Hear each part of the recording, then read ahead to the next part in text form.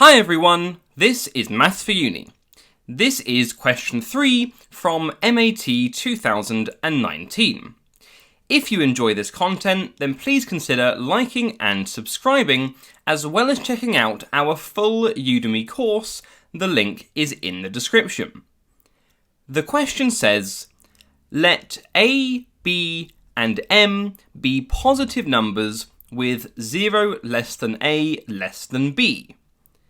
In the diagram below are sketched the parabola with equation y equals x minus a, b minus x, and the line y equals mx.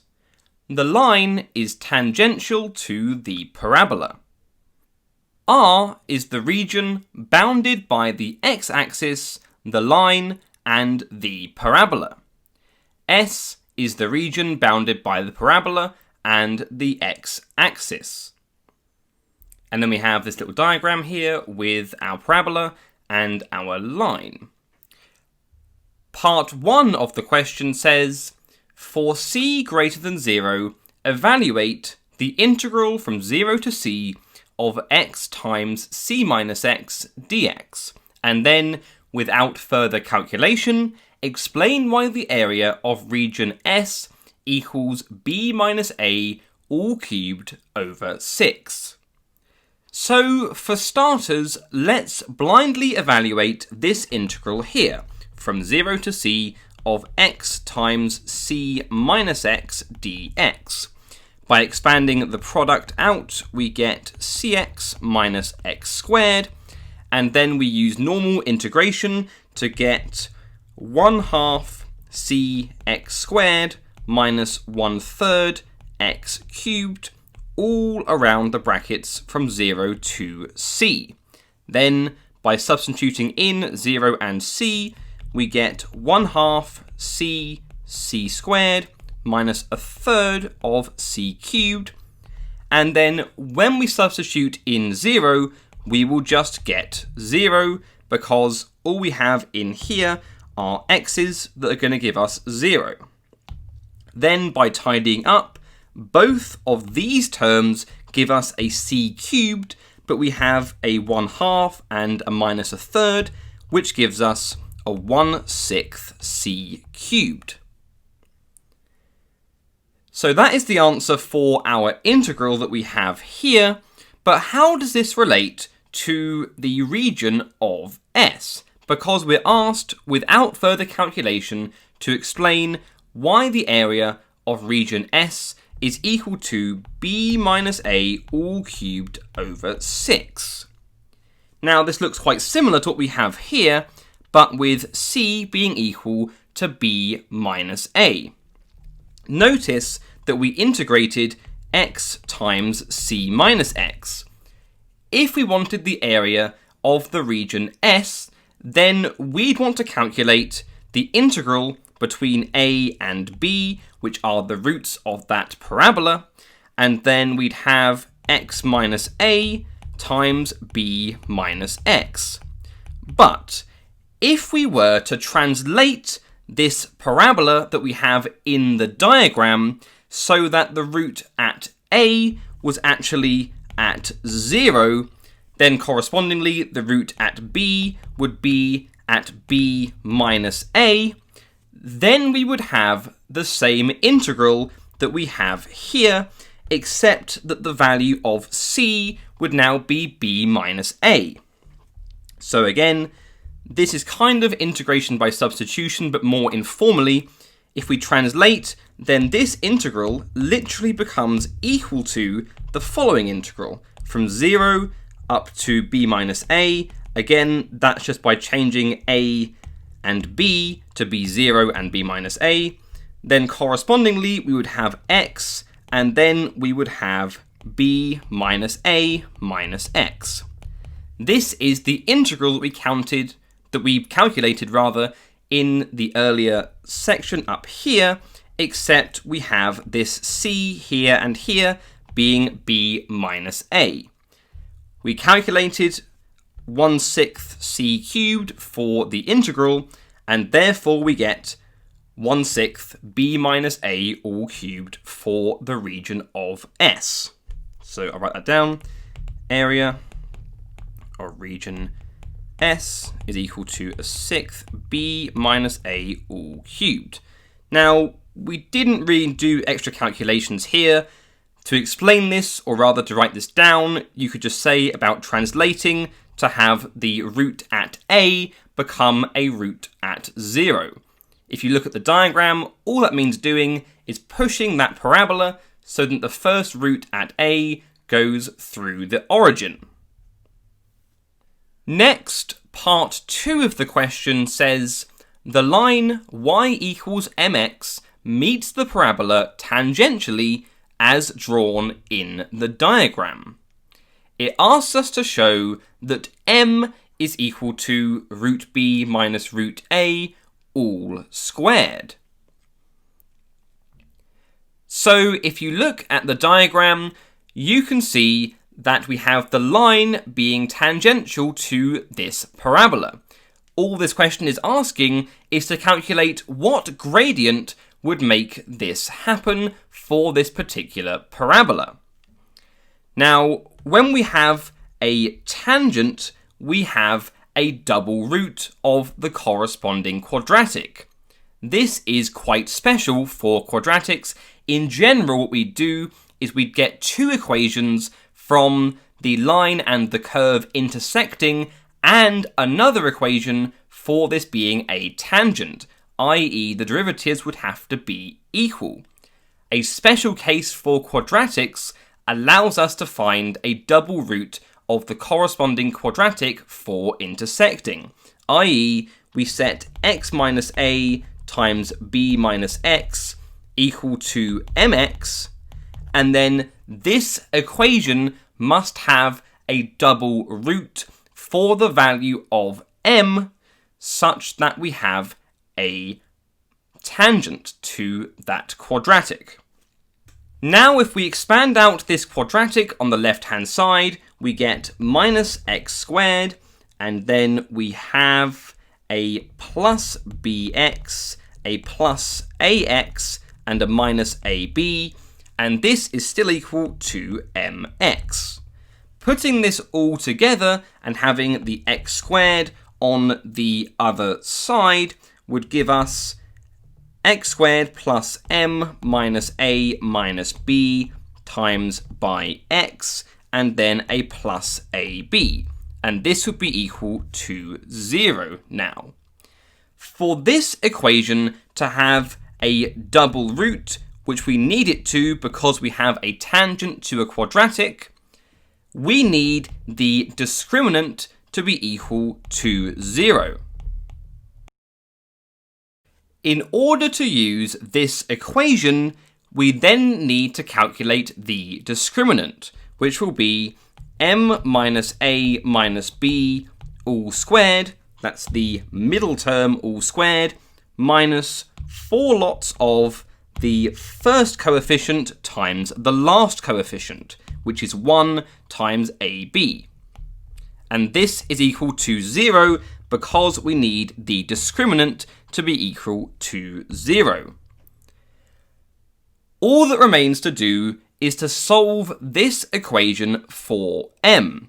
If we move the 4ab to the other side and then square root, we would have m minus a minus b is equal to plus or minus 2 lots of the square root of ab. Then, by adding a and b to the other side, we have m equals a plus b plus or minus 2 lots of root ab.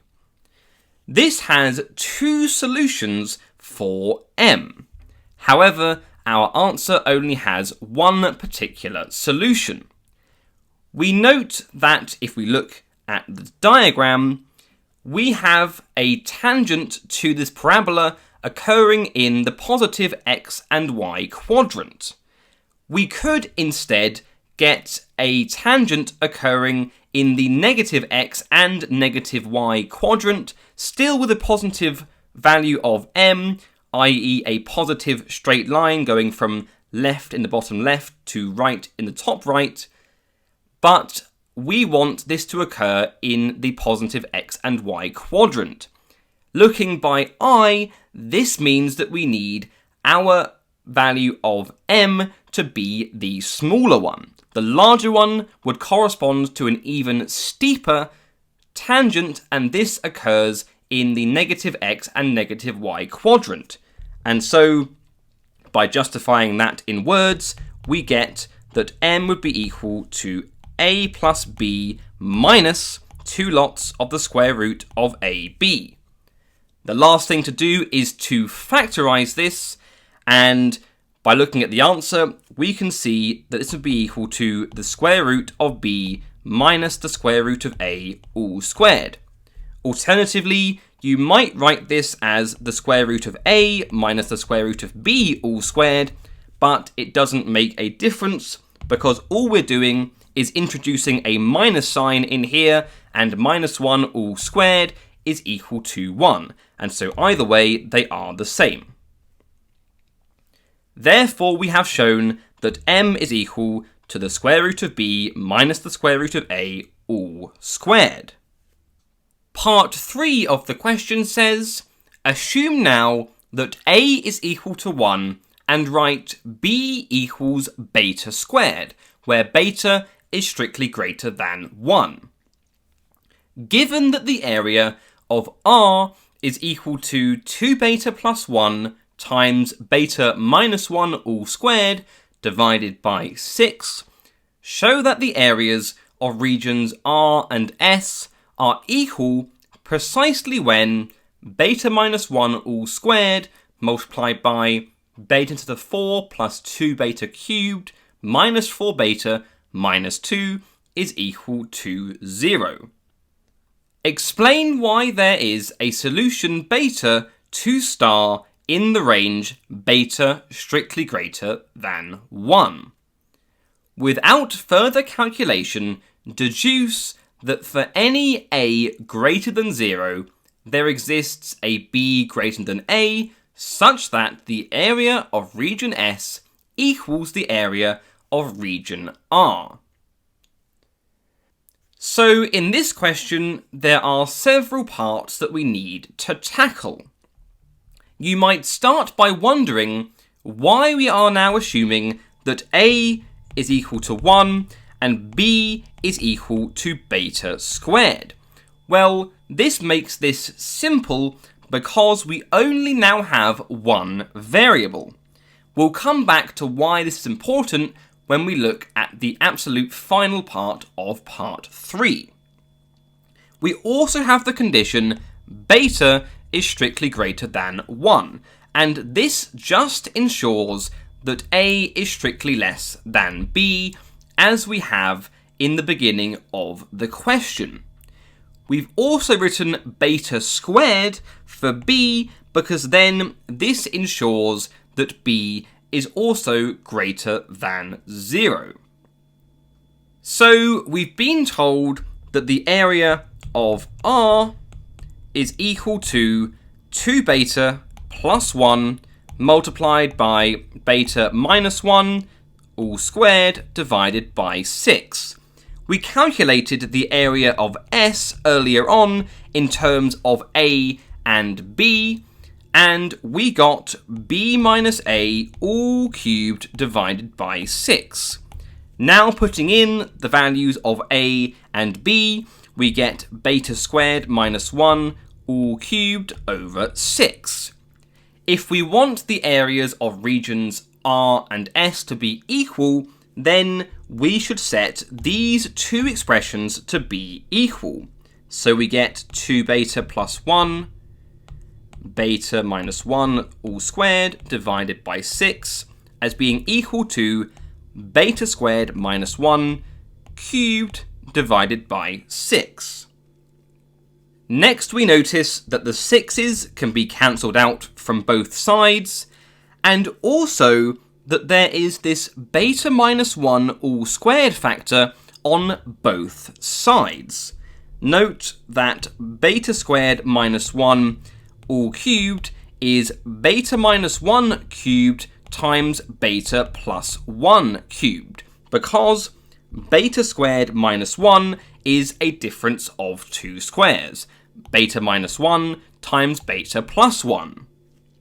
So we certainly have a beta minus 1 all squared on both sides, not necessarily a beta minus 1 all cubed, but at least there is a beta minus 1 squared in there.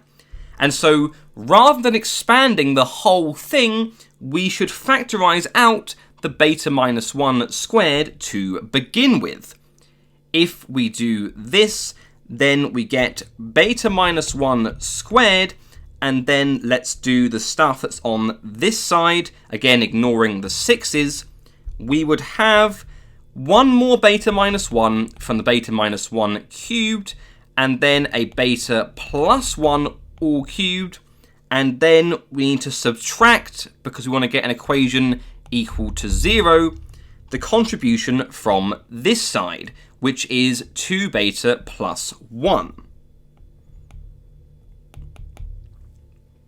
Now this is quite nice because we have this beta minus 1 all squared factor already outside, as they do in equation star. To finish off, we need to expand out this big mess here and work out the resulting polynomial in beta. So if we begin with beta minus 1 times beta plus 1 cubed, we can expand out beta plus 1 cubed using binomial expansion, which gives us beta minus 1 times beta cubed plus 3 beta squared plus 3 beta plus 1. Then we use normal multiplication to multiply out these factors. This gives us beta to the 4, and then minus beta cubed plus 3 beta cubed minus 3 beta squared plus 3 beta squared minus 3 beta, and then plus beta minus 1. There are some nice cancellations that occur in this. Well, namely, we have this cancelling with this, and then we get beta to the 4. We have our beta cubed term as being plus 2 beta cubed from these two terms here, and then our beta squared terms have cancelled. We have a minus 2 beta from the beta terms, and then a minus 1. Now we put this together with the last two remaining terms that we have here. I've noticed that actually I haven't been careful to put some brackets around here, because we're actually subtracting this whole expression over here. This will be important for our constant term in particular. So if we put this in place of this, then we get beta minus 1 all squared multiplied by this expression here, beta to the 4 plus 2 beta cubed minus 2 beta minus 1, and then we have a further minus 2 beta plus 1, being careful like I wasn't with the brackets there, and then we have a beta minus 1 all squared, finally with beta to the 4 plus 2 beta cubed. The beta terms are minus 2 beta, so a minus 4 beta, and then a minus 1 with another minus 1, giving a minus 2. And this is equal to 0, giving us equation star as required. Next, we need to explain why there is a solution beta to equation star in the range beta greater than 1. We know that the equation star has the solution beta equals 1 because of this factor here. So it all depends on what the roots of this quartic polynomial are here. Well, we notice that we have, when beta equals 1, that we get for this quartic 1 plus 2 So 1 from here, 2 from here, minus 4, minus 2, which gives us minus 3. However, as beta goes to infinity, this beta to the 4 term will dominate all of these terms here. And because we have a plus 1 being here, this polynomial will go to infinity as well. And so somewhere in between, there must be a value of beta such that we get 0. Because for beta equals 1, we get a negative value underneath the axis, and as beta goes to infinity, we get certainly positive values occurring for the polynomial. If I draw a small diagram, you can imagine having this minus 1 value occurring here, and somewhere up here it's going to infinity, and therefore in between it must be the case that there is a root which has beta being strictly greater than 1, because when it's equal to 1, we are underneath the axis. But later on, it goes to positive infinity. For the final part, we need to deduce without further calculation that for any a greater than 0, there exists a b strictly greater than a, such that the area of region S equals the area of region R. In this situation in part 3, we've been considering a equals 1 and b equals beta squared. Now we're being asked to let a be any fixed number and then see what happens to b. There's a few different ways you can think about this.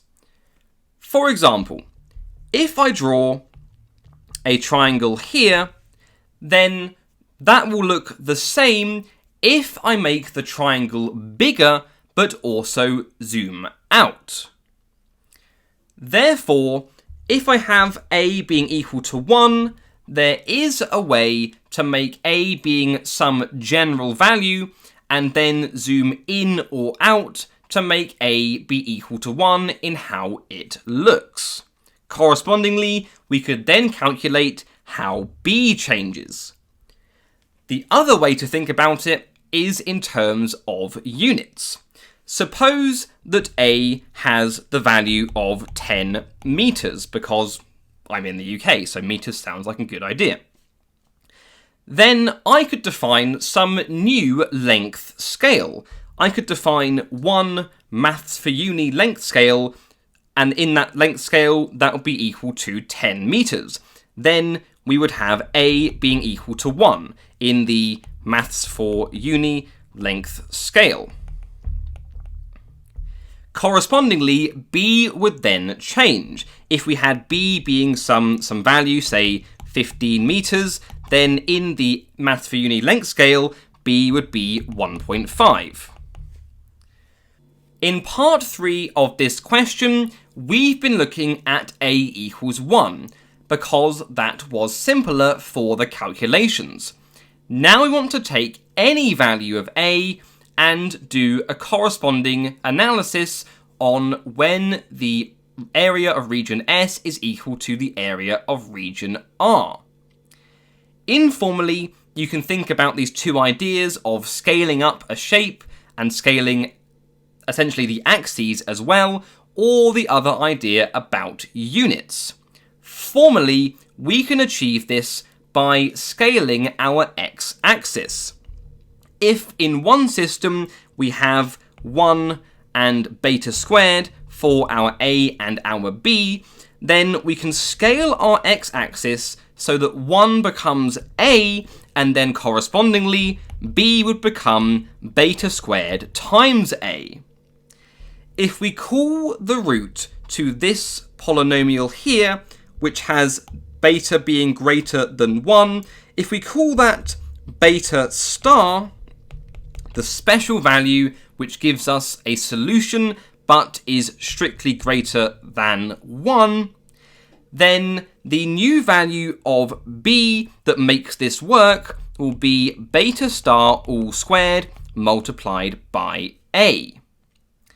Hence, for any a greater than 0, this is an appropriate value of b, which is certainly strictly greater than a, because beta star is greater than 1, such that the area of region S is equal to the area of region R. We got this value from considering the case a equals 1 and b equals beta squared, and then we just scaled up to make a be the actual value that it has. Alternatively, we changed the units of a to be in its proper units, and then we just converted back for the appropriate units of b, and we found that beta star squared times a would be the appropriate value of b to make this work. Possibly a bit confusing, but possibly if you think about the ideas of scaling your shape inwards or outwards and then doing the same to your axes or to your perspective, alternatively the idea of units, then this should become clear. Either way, formally, we are scaling our x-axis appropriately. If you've enjoyed this content, then please consider liking and subscribing, as well as checking out our full Udemy course, of which the link is in the description. Thanks for watching, and goodbye for now.